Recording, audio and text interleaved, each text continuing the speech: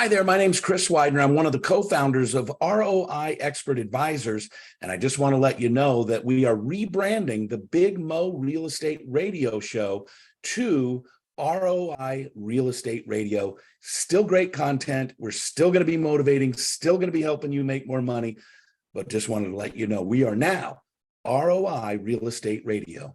Hey there, folks. My name is Chris Stegg, and I've got my good friend and co-host here, Chris Widener, and this is the Big Mo Real Estate Radio Show. You can find us at bigmoradio.com, and we're happy to be here with you today. And the purpose of our time here is to get motivated, get you motivated, build momentum. You will build momentum, and ultimately to make more money. Chris, we want to do that, right? That is Absolutely. That's our ultimate goal here is to add value. And so this is going to be a fun time today with those that are listening in today. If you're getting this on a later episode, it will be insightful. And I know you'll want to play this one back and back again. We on a previous episode, this will be kind of phase 2, part 2, if you will. We talked about just relationships and how to build it, how to multiply those relationships. How do you take that one relationship and multiply it into 10 or 15 or 20? And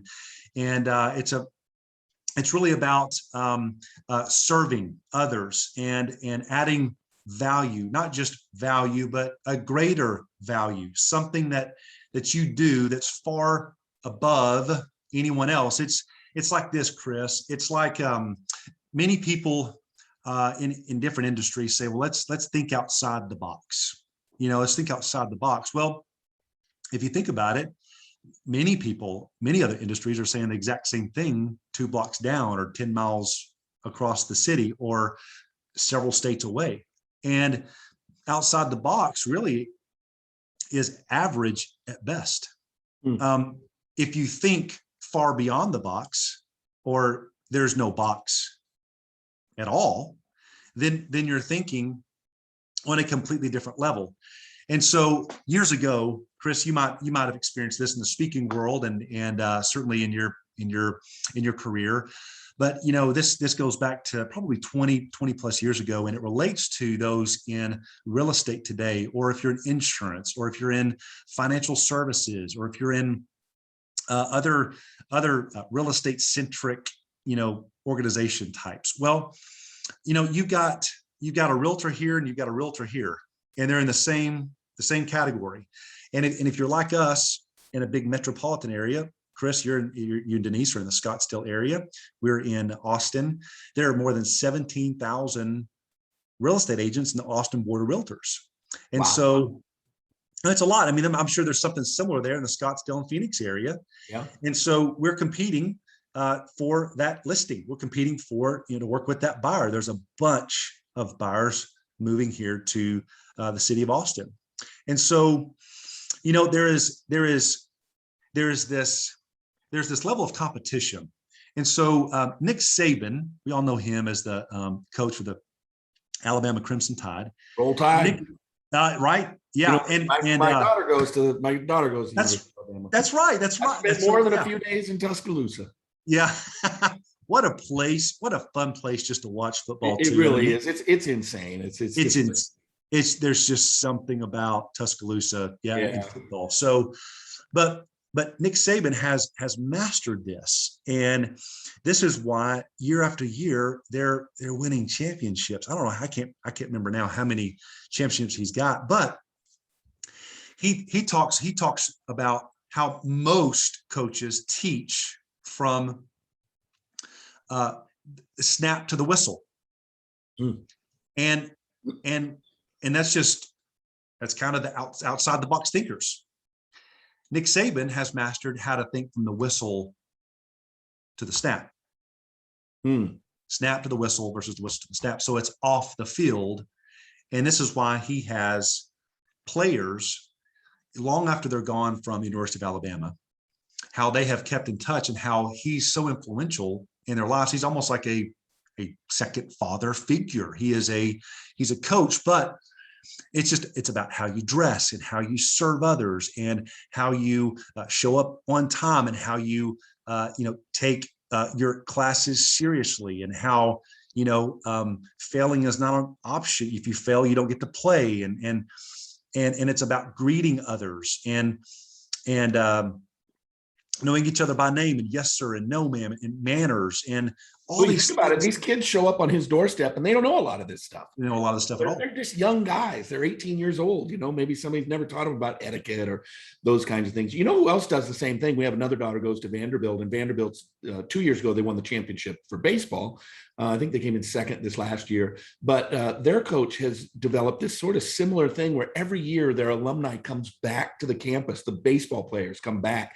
And so he's building like almost generational relationships amongst the players, the current players with the past players. They all come back. They love that camaraderie and such. But no, I think relationships is one of the most important things, other than just like knowing the details of, how to do transactions and those kinds of, it really is a people business, and relationships are so key. Now, you talk about the Jordan effect. Yeah. And I think there's a lot of people that talk about different things about the Jordan effect, right? There's different aspects of what that made him so great. For one, being just such a competitor, right? I mean, I know a guy who played on one of the Bulls teams with him, and he just said every practice was the seventh game of a world championship for him. And that's why we were, that's a Jordan effect. But you have a very specific one relating to relationships and how to cultivate them. And I think it's brilliant as it relates to anybody in the real estate business. So tell us what that is, the Jordan effect. That's exactly right. Similar to the NBA, is you've got a lot of, you're essentially, you've made it. You've made it to the top, and NFL, NHL, Major League Baseball, but the NBA, you've made it. And there are excellent players. Michael Jordan, we know, as we all, he is arguably the greatest of all time. Aside from Wilt Chamberlain, yeah, right. Yeah, there's a lot of. You're going to always realize anytime basketball comes up, any talk of the greatest of all time, I'm always going to say Wilt. So let's just get that out of the way. So Wilt. So there's a lot of just excellent players, and they're given the same opportunity to just show up and play and keep playing, stay well, keep playing. And so the Jordan effect was a real thing. And if you're like me and at my age, and you remember the 90s, clear as day, it was a real thing. ESP Sports Center would talk about the Jordan effect. And so what it was that Jordan the Bulls would walk into the game every night with a 5 to 6 point advantage. They would be, leading. Now, when you first told me that, my first thought was, well, of course, because he's Michael Jordan, he's going to score a certain amount of points. But that's not what you're talking about. You're not talking about his physical capabilities. This is where it gets really interesting. This is where the whole whistle to the snap comes into place, because this is outside the court. This is in the lobby at the hotel the night prior to the game the next day. And so the refs would come in and they would stay at the same hotels as the players would. Well, Jordan was known to get to know the refs, get to know their likes, their hobbies. Do they like to fish? Do they like to golf? What are they in? How long have they been married? Also, what are their kids in? Do they have kids? How old are their kids? What are the kids? Are the kids in sports? Yada, yada, yada. And so he would do a good job in just getting to know, and he would call them out by name. We talked about this on a previous episode, but people like to be called out by name, like, hey, Chris, instead of, hey, man, it's just, there's just. Or boss or champ. Yeah. I hate that. Hey, champ. Well, let me ask you a question. Okay. So the first thing that I think a person would think would be, well, wait a minute. Are you telling me that the refs would actually give him a call or two because he learned what their kid's name was? Like, are these people, are they really that easily bought? Are they really not, do they not have the integrity? And I'm guessing what you would say is that they don't even know they're doing it. They don't even know. This is just being genuine. Just I care for, hey, who this person is. Like this is just No, I mean, do the refs, do you think oh yeah, the refs. refs said, do you think the refs said, well, I'm not going to call Michael for, a foul because he asked how my boy was at halftime. I don't think I don't think they could ever articulate it, but I No, think that we all know human psychology well enough to know that they're doing it anyway. they're doing it anyway. Yeah, you're exactly right. And so Jordan would go in and he'd have these conversations, and even like during the game, and when there's a foul or when they're on the sidelines and they're just kind of, waiting to get back out on the court, say, hey, tell me about, hey, little Tommy, he's in 8th grade this year, right? He was playing basketball. Like they were going after a championship, right? Tell me about that. How's he doing? Well, so the rest's going to go home and he's going to tell his little 8th grader saying, hey, guess what Michael asked me today? Like there's something about, there's now a connection. And so they put these parallels together. And so Rasheed Wallace, who we all know is the big hair, and the guy's big, tall, just big, humongous personality, was known to walk at each game and just kind of have like, this is just, oh boy, here we go. Right. I'm gonna hear about it all the time now. See, and so Rasheed Wallace was known to have the most fouls, or was given the most, technicals per season. And so when Jordan would go up for a layup or a dunk, and he would take that extra step, traveling one called. Yeah. But they do that for all the superstars, but they do it even more for the superstars who, or they don't call the foul on them, or, and it's just human nature. By the way, do you know who never fouled out of an NBA game in his entire career? Will Chamberlain. But anyway. Really? Oh, there you go. Will Chamberlain. But you need to understand human nature. See, some people who are idealistic or naive will say, oh, no, nobody would ever do that. You don't understand human nature. We give to those we like, know, and trust, and we refrain from those we dislike, right? Think about it. The phone rings and it's your best friend. What do? You answer the phone. The phone rings and it's, somebody you don't like, whatever, and you send it straight to voicemail. That's human nature, and we all do it. So how do we become that person? How do we become that person who other people like? So when we call, they answer the phone. Yeah. And so this is where it kind of draws, we were talking about how you got, you got Rasheed Wallace and Michael Jordan. You got Kobe Bryant, LeBron James, and you got these they're superstars. They're superstars. Now, some are maybe a little bit better than others and have better nights than others, but at the end of the day, they're superstars. We are real estate agents, are superstars. And the purpose of our time here with you guys is to help you make more money and to build that momentum. And so, similar to those superstars, we want to ask ourselves, how are we competing on a completely different level? How are we competing each day on a completely different level? How are we playing from the whistle to the snap, and to the snap to the whistle? Because many agents are out there playing from the snap to the whistle. They're out there working back and forth, doing this, doing that, doing this, doing that. And it's just, there's not a whole lot, but there's so what's the analogy there? I think the analogy would be most people are playing, most real estate agents are playing from the first phone call that says, hey, I'm looking for an agent, to the last signing of the documentation that transfers the house, right? Yeah. And what I think what we're talking about is what are we doing between the last signature and the next client or the next referral or something like that? That's what will determine how successful you are. I mean, if you do your transactions great, that's also going, if you're botching them and they're telling everybody don't use him because he botches all things. Yeah, you got to be great on the court, so to speak. But it's what Chris is talking about, folks, is it's in between those two that's going to determine your success. That's exactly right. After the closing, after it's all said and done, and you as a real estate agent are unemployed until you find that next deal. And so, but how are you caring for after, everything's been closed, you're out of title, you're on to the next, search, but how are you valuing, what are you doing to add value to those clients that have closed with you? Or is it ringing them up and just saying, hey man, was in your neck of the woods today, just thinking about, you want to go have some lunch?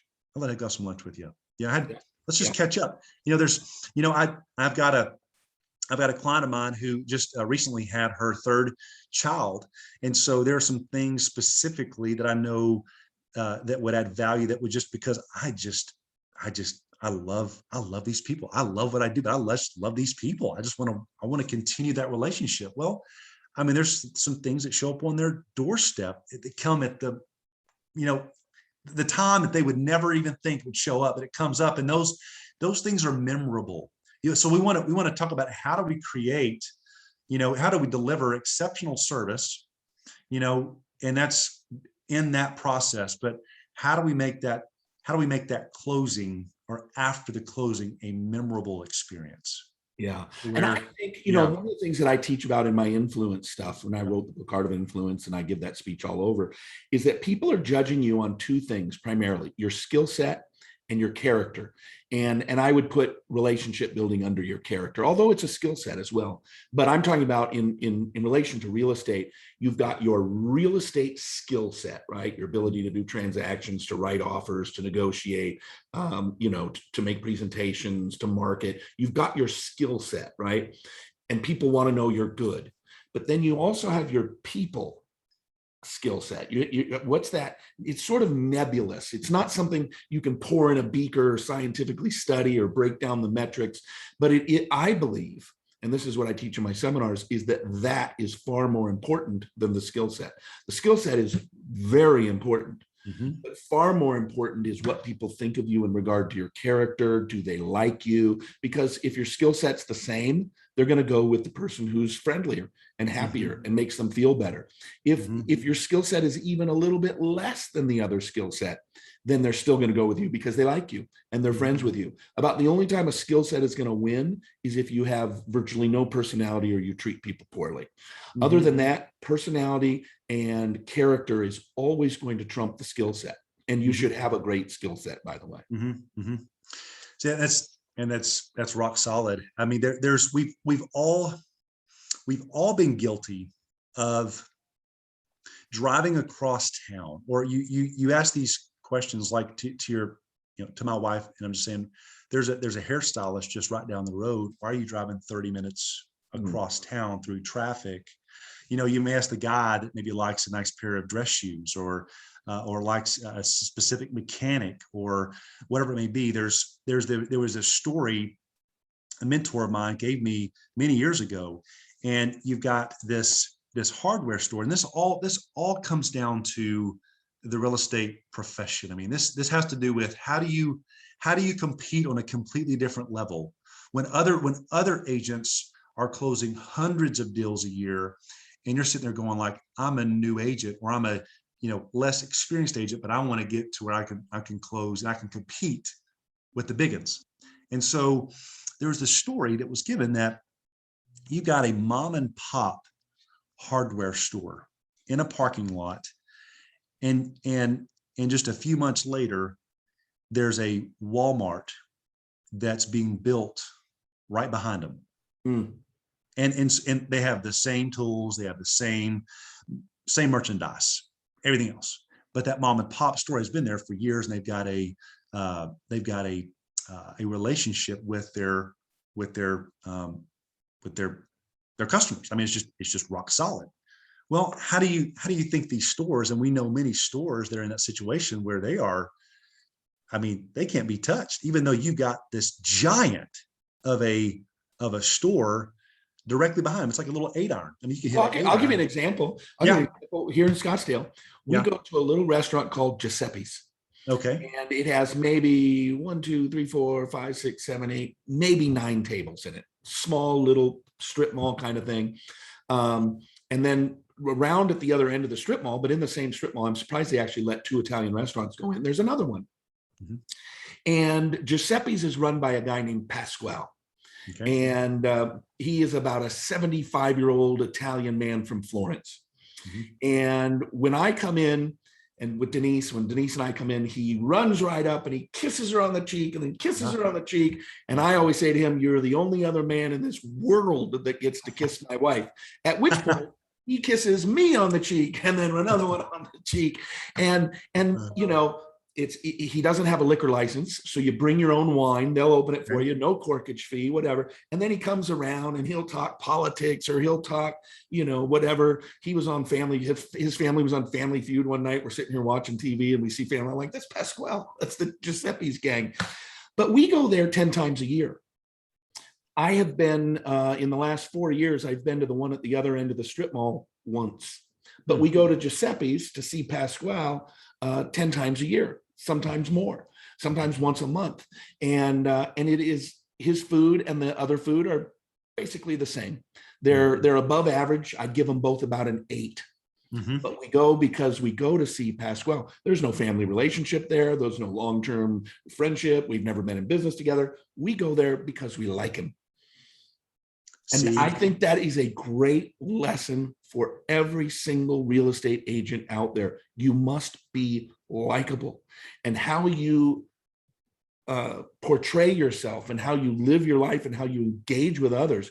People are either going to be moving toward you or moving away from you. They either like you or they dislike you. And in order to be successful, you need them moving toward you and liking you, not the other way. And I'm just always surprised at how many people in every industry really have never realized that and don't know how to fix it.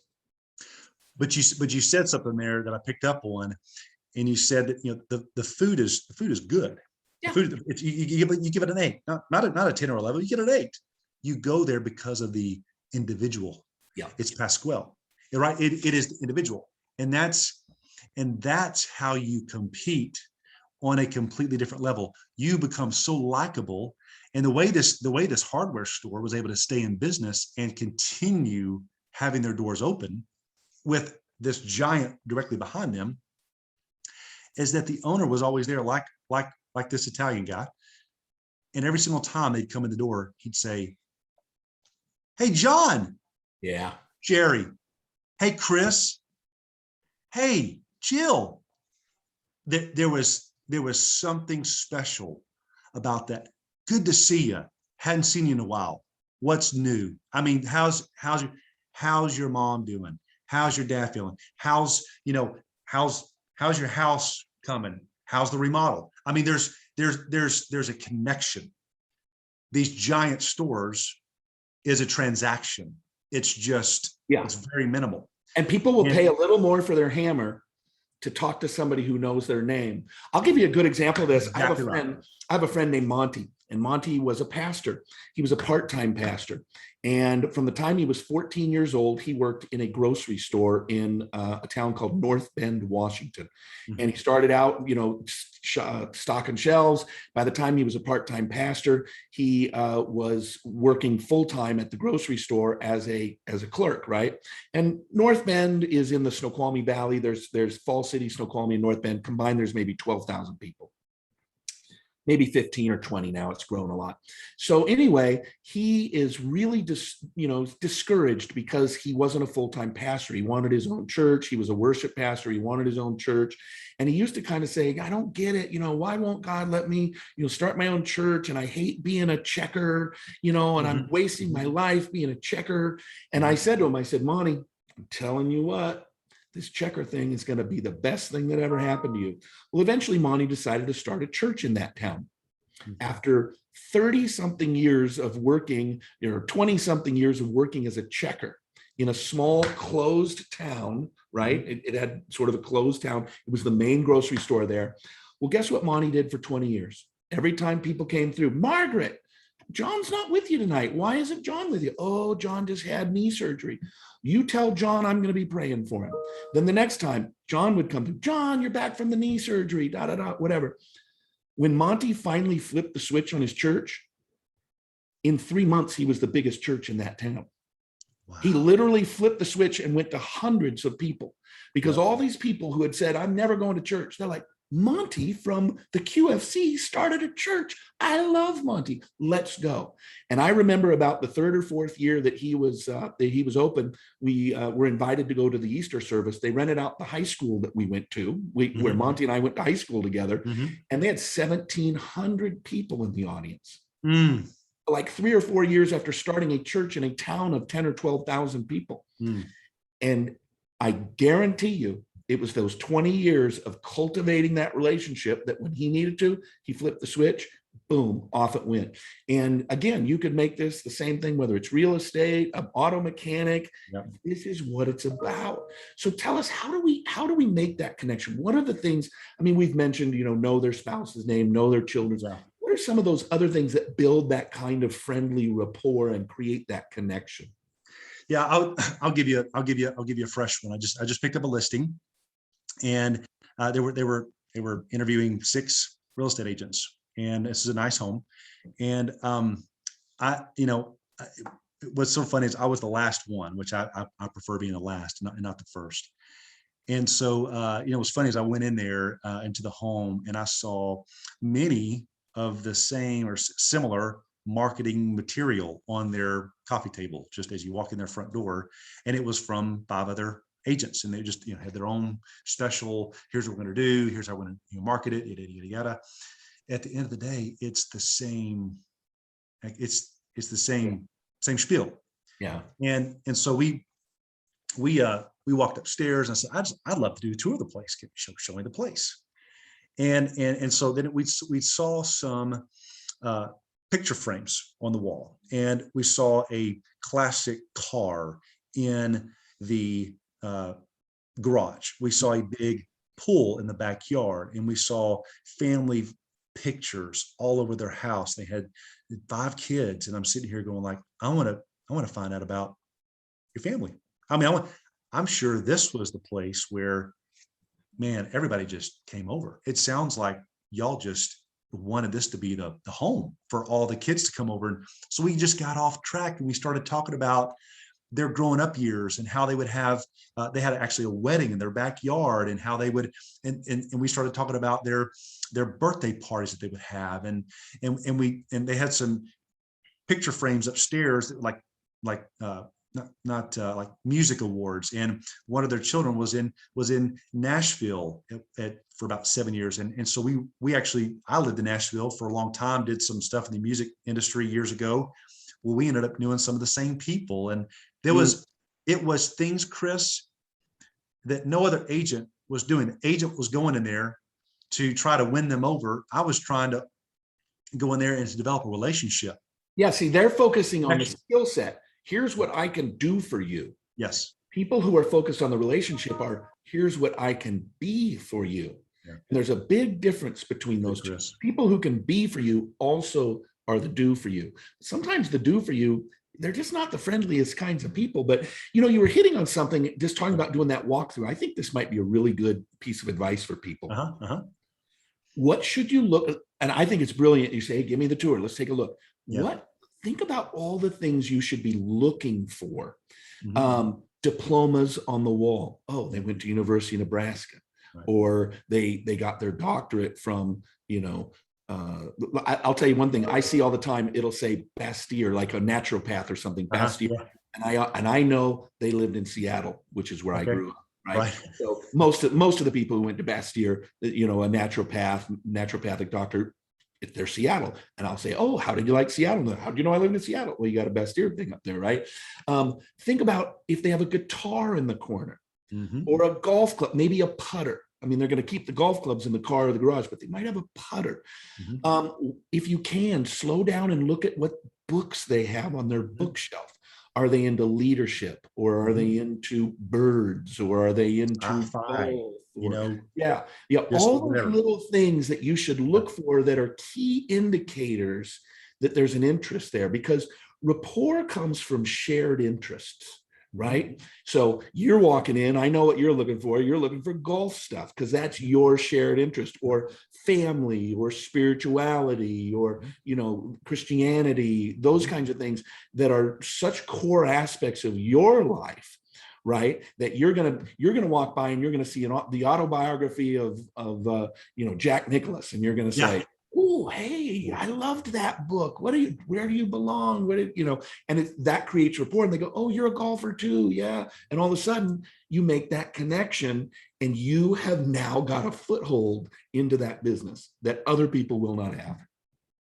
You're in. I mean, you're in. That's it. I mean, I saw a picture frame of a course in Kauai where my wife and I honeymooned. We've been out there now a couple of times ever since, but it was a course that I was familiar with. And so for about 15 minutes, we started talking about golfing in Kauai and Princeville, playing the course there. And we're sitting there where there's just a connection.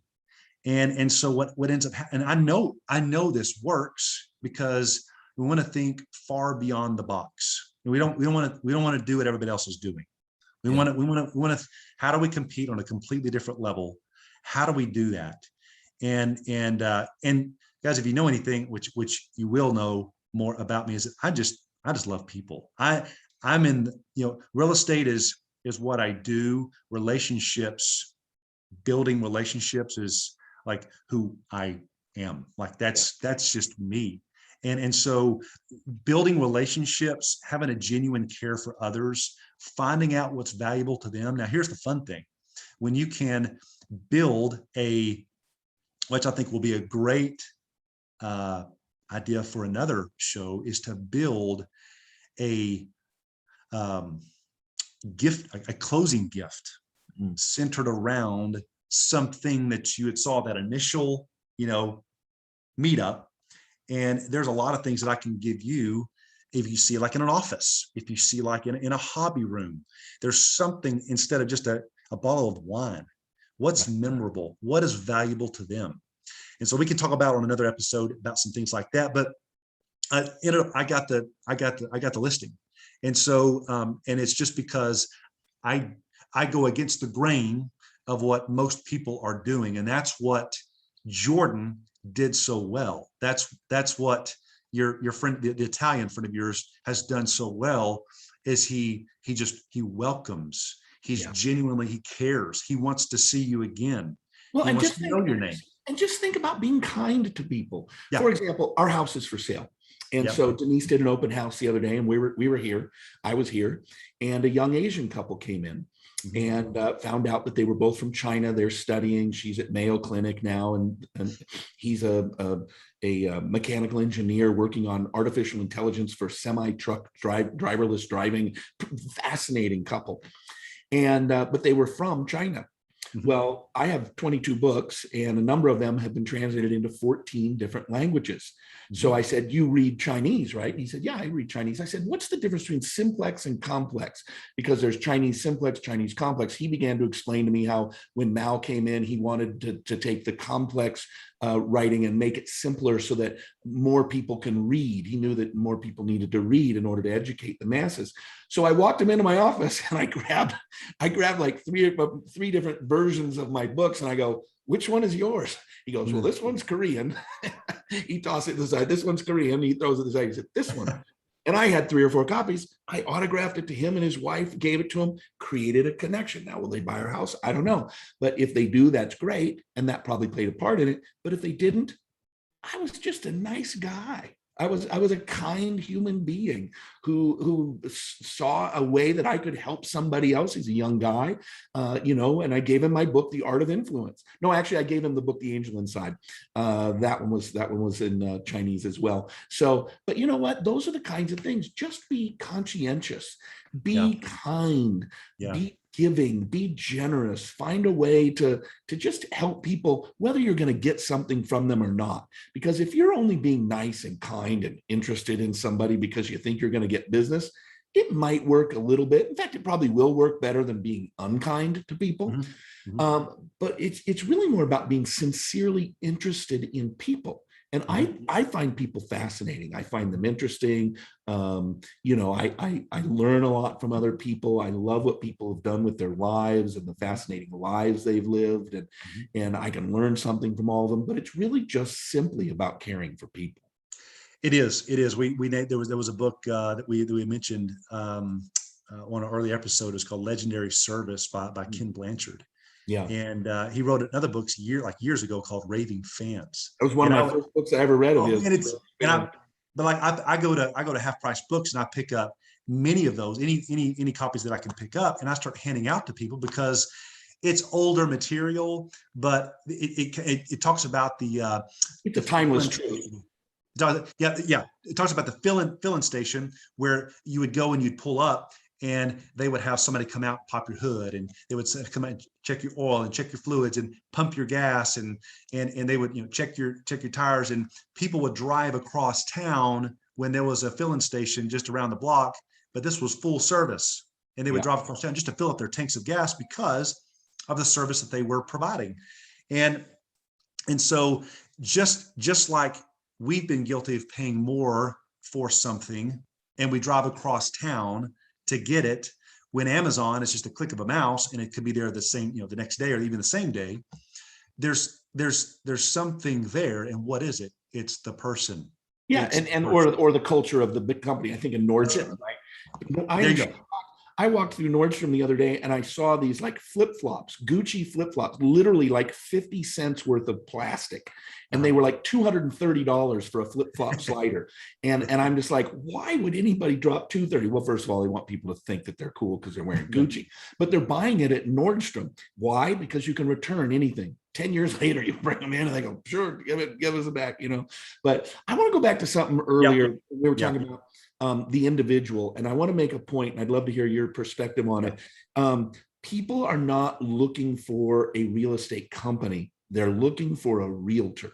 So nobody says, well, Margaret, it's time to sell the house. We better call Coldwell Banker, or they don't say, time to sell the house. Margaret, it's time to call Keller Williams or EXP or, Century 21. Nobody Mom and Pop Realty or whatever. Yeah. Nobody says, let's call the company. Yeah. They say, who's that lady that we see at the Christmas party every year at Sarah's house? I like her. I think she knows what she's talking about. And she's always such a hoot at the Christmas party. That's who gets the phone call. They don't even know what company she's with. Or maybe they know, but she's already moved to another brokerage, right? They're not buying the company. They're buying the agent. And they're buying the agent based on whether you know what you're doing and you're decent to work with. So, I mean, it's really, it's not that difficult to figure this stuff out. And it just comes down to likability. There is just something about this person that you just like anytime they see your phone, ringing, they're going to pick up the phone and they're going to call you if they're in a position where they can pick it up, but they're going to at least call you back, or they just, there's just something special about who you are and how you treat them.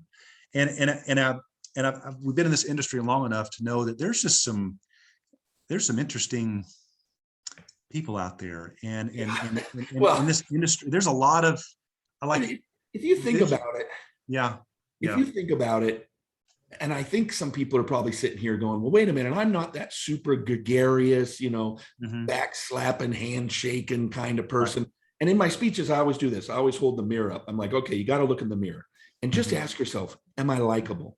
And what I tell the quiet people is, because there's probably some quiet people that are listening to us today. They're more introverted, totally cool. God made you that way. You're quiet. You're not a loud talker like I am. You don't need to be me. You don't need to be Chris. You don't need to be Tony Robbins. You need to be you. Because those quiet people that are listening, if you start walking into every meeting, pumping hands and slapping people on the back and, and talking loud, they're going to be like, what happened to Sue? Is she on crack or what? So find your own unique personality. If you're loud, be loud.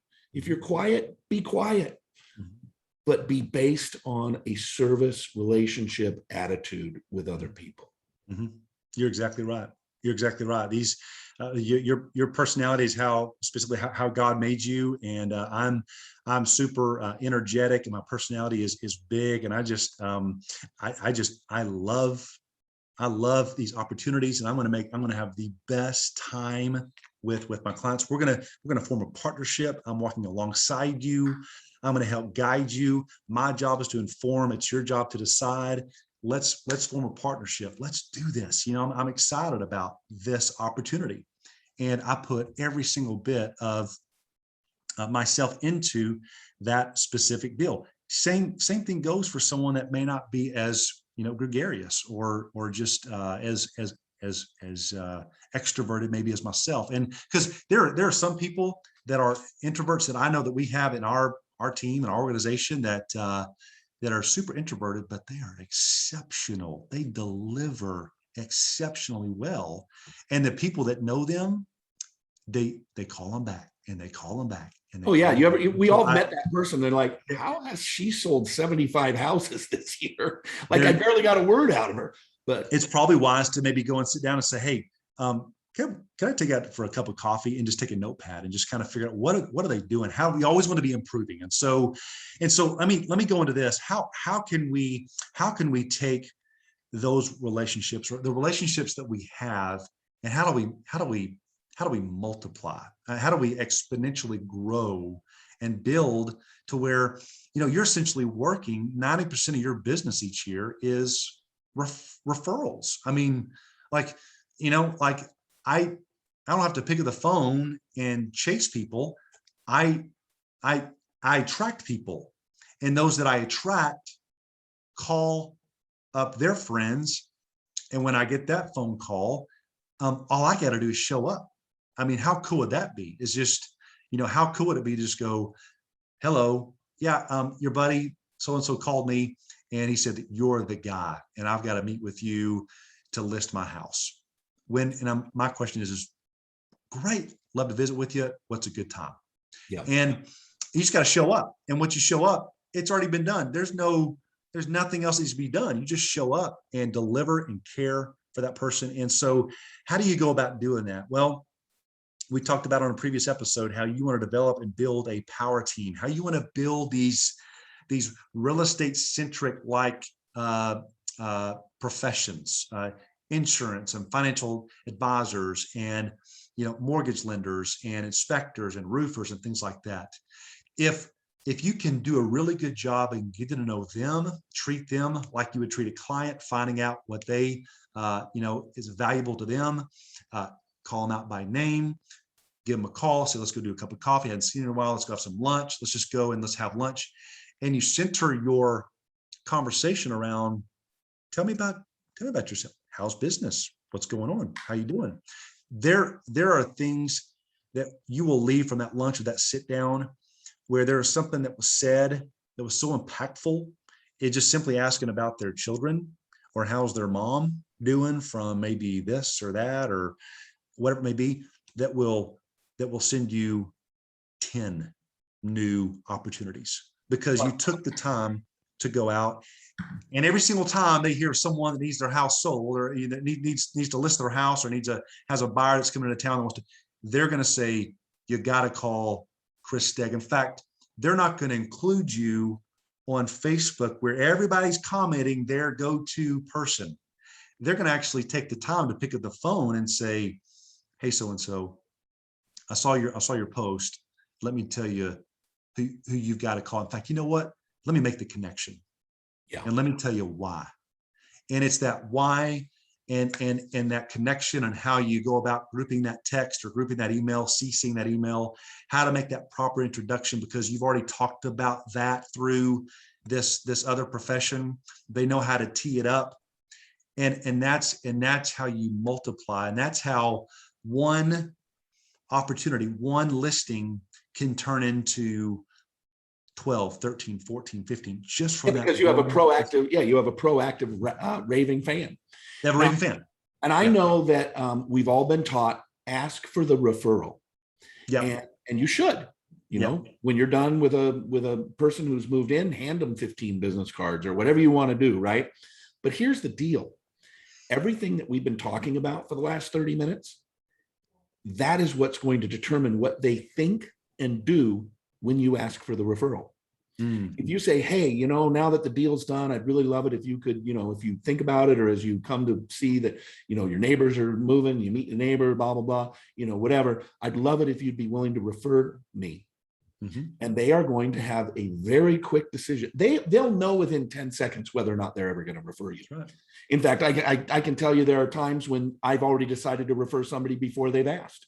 And there are people who they ask and I immediately think, I would never refer you to anyone. And I know instantaneously, and it's based on everything that has happened up until then. Mm-hmm. So everything that we've been talking about today is what will determine the answer when you ask for a referral.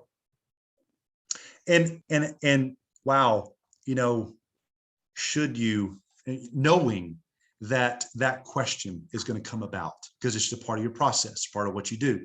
Ask for the referral at closing table, or after the closing table. When you ask that question, the way you ask it, and sometimes you're going like, ugh, did something happen during this process that, am I really going to get the type of referral or repeat business from this? Or if you know you're going to ask that question, how do you meet expectations, but far exceed expectations? So sometimes we like to exceed before we meet. You want to meet and then exceed, Exactly. And so if you meet and exceed those expectations, so when you're at the closing table, when you're done, just say, hey, who else? I know y'all are here at Oracle, or you're here at Dell, or you're here at Apple, whatever it may be. There's some people I know that you're working with down the hallway that have talked about moving or buying a home. Would you send those people my way? In fact, who do you know? Yeah. Who do you know? I mean, is there somebody that you know? And that when it comes out that way, when you delivered, everything just went, I mean, just, right in motion. And when you ask that question, they're going to say, oh, I know so 3, 4, 5. They're going to come. Now they may not come right then and there, but they're going to come. And I will tell you, it's the sweet spot. That's where you want to be. And this is how you build a momentum. This is how you make more money, Chris. Well, this has been a great discussion. Why don't you tell folks how they can get a hold of us and how they can help us, and how we can help them? Well, you can find us at bigmoradio.com, and you can find us there. We've got a lot of great stuff on that site, and on YouTube, wherever your social media, wherever you tune in, whether it's Instagram or Facebook, we're on all of that. Hit the like button, hit the little heart, love us, enjoy us, follow us. We'd love to have you a part of. We'll be providing value. We'll be providing some things each week that you can take with you and apply. And we want you to apply. This is great information, but you want to take this and apply it. And we want to build on this each and every single time we're on here with you guys. So we thank you for listening in. Chris, I thank you for your time, and we look forward to seeing you again on our next episode. So find us once again on bigmoradio.com, and we will see you next time. Thanks, everyone. Hey, folks, I'm hoping that you enjoyed that great episode. And I just want to remind you that we are now ROI Real Estate Radio. Be sure to check us out and share this video with all those who will enjoy it. Take care. Thanks. Bye-bye.